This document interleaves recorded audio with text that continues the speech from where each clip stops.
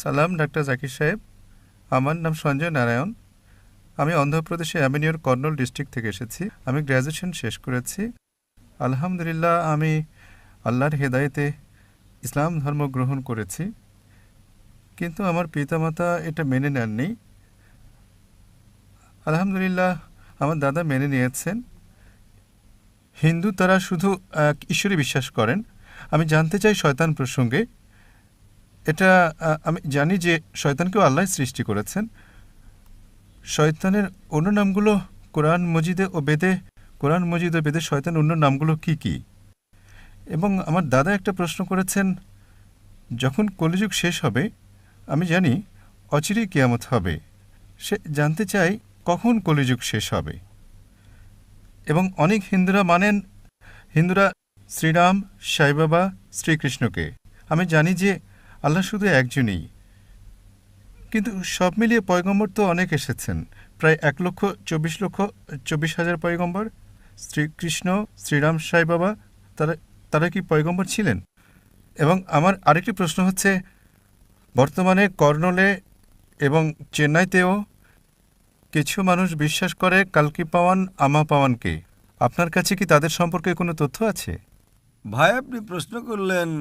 আলহামদুলিল্লাহ, ইসলাম কবুল করেছেন। আল্লাহ সুবহানাহু ওয়া তাআলা আপনাকে ভালো রাখুন এবং আপনার চেষ্টাকে কবুল করে নিন। আপনার প্রশ্ন হচ্ছে যে শয়তান আছে, এই শয়তান কি ইসলাম ছাড়া হিন্দু ধর্মেও আছে এবং তার নামগুলো কি? দ্বিতীয় প্রশ্ন হচ্ছে কলিযুগ কি এসে গেছে? তৃতীয় প্রশ্ন, আমরা শ্রীকৃষ্ণ শ্রীরামকে পয়গম্বর ভাবতে পারি কি না? এবং চতুর্থ প্রশ্ন হচ্ছে কলকি অবতার প্রসঙ্গে। প্রথম প্রশ্ন, শয়তানের নাম কি? শয়তানের যে প্রধান, তার নাম কোরআন মজিদে আছে ইবলিশ। কিন্তু কোরআন মজিদে বলা আছে সূরা নাসে যে যেসব লোক যারা মনের মধ্যে দ্বিধাদ্বন্দ্ব জাগায় নিজেদের মনে এবং তারপর সরে যায়, তারা মানুষের মধ্যেও আছে, জিনের মধ্যেও আছে। শয়তান কোরআন মজিদ অনুযায়ী মানুষের মধ্যেও শয়তান আছে, জিনদের মধ্যেও আছে। মানুষ এবং শয়তান উভয়কেই স্বাধীনতা দেওয়া হয়েছে। আমরা চাইলে আল্লাহর কথা মানতে পারি, চাইলে নাও মানতে পারি। যে লোক স্বাধীনতা পাওয়ার পরও আল্লাহ সুবহানাহু ওয়া তাআলার আদেশ পালন করে, তাদের মর্যাদা ফেরেশতাদের উপরে। যে আল্লাহ তাআলার বিরুদ্ধাচরণ করে তাকে বলা হয় শয়তান। সুতরাং শয়তান মানুষের মধ্যেও আছে এবং জিনদের মধ্যেও আছে। আর এই প্রসঙ্গে বিভিন্ন ধর্মগ্রন্থ বলা হয়েছে শয়তান বা ডেভিল, ইংরেজিতে বলা হয় ডেভিল, বাইবেলে তার নাম হচ্ছে ডেভিল। একইভাবে হিন্দু ধর্ম সহ অন্যান্য ধর্মগ্রন্থেও লেখা আছে শয়তান, এবং পার্সি ধর্মের গ্রন্থে এহেরমান। তাই সব ধর্মে একটা শয়তানি শক্তি আছে, তাকে শয়তান বলেন, ডেভিল বলেন বা ইবলিশ বলেন।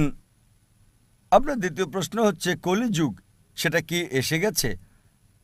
আর তৃতীয় প্রশ্ন যে আমরা শ্রীকৃষ্ণ শ্রীরামকে পয়গম্বর ভাবতে পারি কি না। মুহাম্মদ সাল্লাল্লাহু আলাইহি ওয়াসাল্লাম বলেছেন, সহিহ হাদিস মিশকাত আল নিসাবি অধ্যায় নম্বর 3 হাদিস নম্বর 5373, যার উল্লেখ আছে মুসনাদ আহমদ অধ্যায় নম্বর 5 পৃষ্ঠা নম্বর 265 ও 266-তে। আল্লাহ রাসূল বলেছেন যে আল্লাহ সুবহানাহু ওয়া তাআলা এই পৃথিবীতে 1,24,000 পয়গম্বর পাঠিয়েছেন, কিন্তু নামসহ কোরআন মাজিদে শুধু 25 জনের কথা আছে। আদম আলাইহিস সালাম, নূহ আলাইহিস সালাম, ইব্রাহিম আলাইহিস সালাম, মুসা আলাইহিস সালাম, ঈসা আলাইহিস সালাম, মুহাম্মদ সাল্লাল্লাহু আলাইহি ওয়াসাল্লাম সহ 25 জনের নাম আছে। কিন্তু কোরআন মাজিদে লেখা আছে সূরা ফাতির সূরা নম্বর 35 আয়াত নম্বর 24-এ, এমন কোন উম্মত ছিল না যার কাছে আল্লাহ সুবহানাহু ওয়া তাআলা সতর্ককারী পাঠাননি। আল্লাহ তাআলা বলেছেন সূরা রাদ সূরা নম্বর 13 আয়াত নম্বর 7-এ, এবং প্রত্যেক জাতির কাছে আমি হিদায়াতকারী প্রেরণ করেছি। নাম শুধু 25 জনের উল্লেখ আছে। আল্লাহর রাসূল বলেছেন 1,24,000 পয়গম্বর। আপনি আমাকে জিজ্ঞেস করলেন যে হতে পারে শ্রীকৃষ্ণ পয়গম্বর ছিলেন, অথবা হতে পারে যে শ্রীরাম পয়গম্বর ছিলেন। যেহেতু কোরআন মাজিদে শ্রীকৃষ্ণ অথবা শ্রীরামের কথা বলা হয়নি, কোনো সহিহ হাদিসেও নেই, এজন্য আমি বলতে পারবো না যে তারা পয়গম্বর ছিলেন। আমি বলতে পারি এটা হতে পারে, মেবি হতে পারে তারা পয়গম্বর ছিলেন, হতে পারে পয়গম্বর ছিলেন না, কিন্তু আমি বলতে পারি না যে তারা 100% নিশ্চিত পয়গম্বর ছিলেন। কিছু মানুষ বলে রাম আলাইহিসসালাম, এটা ভুল, এটা বললে ভুল হবে। তাই শ্রীকৃষ্ণ শ্রীরাম হতে পারে পয়গম্বর ছিলেন, হতে পারে পয়গম্বর ছিলেন না, কিন্তু যদি তারা পয়গম্বর হয়েও থাকেন, যে সকল পয়গম্বর মুহাম্মদ সাল্লাল্লাহু আলাইহি ওয়াসাল্লামের পূর্বে এসেছেন তাদেরকে শুধু একটা জাতির জন্য পাঠানো হয়েছিল, তাদের গোত্রের জন্য, এবং তাদের কথা একটা নির্দিষ্ট সময়ের জন্য নির্ধারিত ছিল।